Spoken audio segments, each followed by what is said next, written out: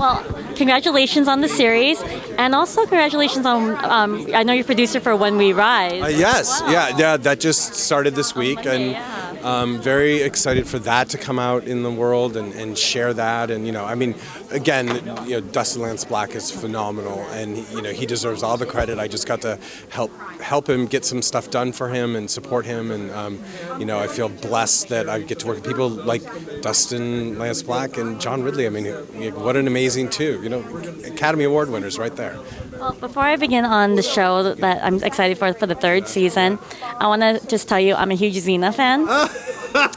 I go to every Xena convention when they used to have it, and meeting you is a big deal. So. Oh my God! Well, that's a blast from the past. But yeah, that was my first job producing was Xena. Xena, and I got really lucky. And by the way, if you look back at that show, that was like such a powerful show for women, and I was blessed to have bosses. I mean, I was the lowest producer on the line, but I got to go to New Zealand. I got to meet Lucy Lawless. I got to, I still consider Lucy a friend. It was such a. I know it was a crazy wild show, but there was something, at the core of that show that was about empowerment of women and people that don't have power. And I'm proud of that show as any show I've ever worked on.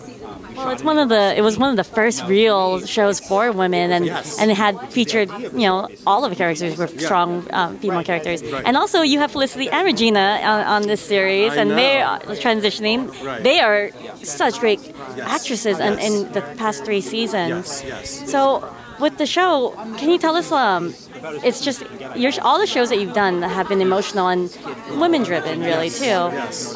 Is there a way that you guys talked about it where you discuss, okay, I want this show to go towards this angle? I think that for this season in particular, I think, one of the challenges we had was how do you explore a world that's hard or dark or uncomfortable.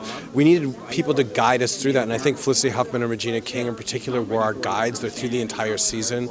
They play women who are not exploited themselves, but are becoming aware of and are fighting the system. So they're great guides, and I think, John and I both have strong women in our lives, but we also respect, there's great women who work on our writing staff, there's great women who are our directors, and we have these phenomenal women. I mean, we have Cherry Jones, we have Sandra Oh, we have Lily Taylor, Janelle Maloney joins us this season. We've got all these amazing women who, women kind of. I mean, I agree with Beyonce. Women rule the world. We're just lucky to be along for the ride.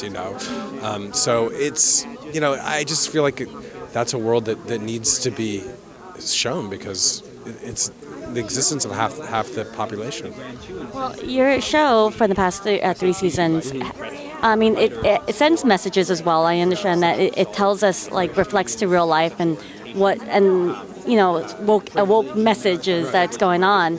And I know it also has great trauma and great acting. So how does that with this season, it's going to reflect immigration and labor, and it's reflecting to what's going on in the world. Do you guys kind of have that? I know everything was planned beforehand, but do you guys kind of see it's reflecting what's going on? You know what? I think John and I start working a year or two ahead of time, and John, I give John most of the credit. I'm his wingman. But he starts reading and feeling, and there's always with anything that becomes part of the culture, it was bubbling up for years usually, and you can start to feel it. You can start seeing it in the art. You can see it in articles. You can see it in books. So this conversation that we're having, we're also dealing with some other things besides just immigrants and labor rights. We're dealing with what it's like to be a woman in health, reproductive issues. We're dealing with Connor Jessup plays an opiate addict, which is a huge problem in America today that isn't really reflective. But what is it like for a young man to be an opium addict, and which is really driven by prescription drugs? So there's so many different things that we're dealing with, which is I just think that if we can continue to shed light on those things without making people feel like it's work, because I just want to love these people and fall in love with them, and hopefully we can get to do that for the audience too. Well, the first season and the second season, there were emotional topics, and the third season as well. Has there been a moment where you kind of paused and were like, this may be too much for me or too much for society? All 3 seasons, there's been times when it's too much for me. and I found myself crying. I found myself emotionally torn.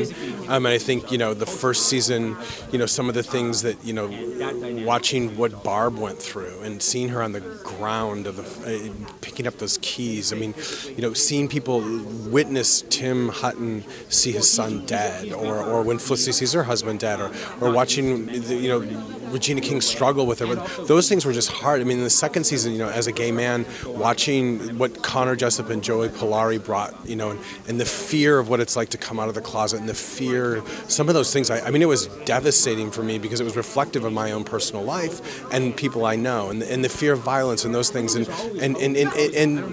but there was hope at the end. There's hope for, and in season 3, I live in California. My husband is Mexican. My children's name are Guillermo and Inez. I mean, it is part of who I am, and half of my family is of this, and so it's important for me to reflect that in what I do and the world I show, and so there's moments just seeing,